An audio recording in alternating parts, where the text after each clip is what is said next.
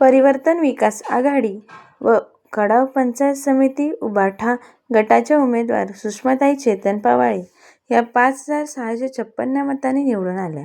त्याबद्दल सर्व मतदारांचे त्यांनी आभार मानले व कडाव पंचायतमधील मतदारांनी सुषमाताई केतन पवाळे यांच्या निवासस्थानी जाऊन त्यांना शुभेच्छा देण्यात आल्या. माझा रायगड न्यूजसाठी संपादक गणेश लोट, कर्जत, रायगड.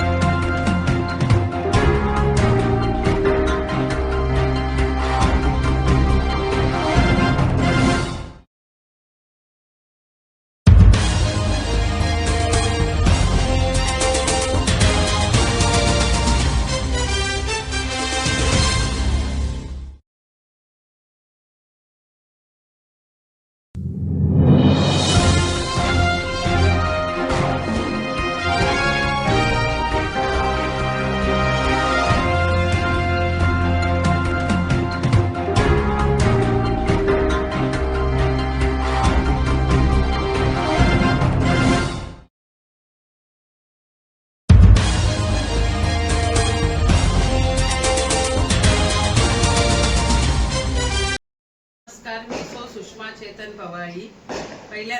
पहिल्यांदा मी मतदार बंधू आणि भगिनींचे खूप खूप आभार व्यक्त करते.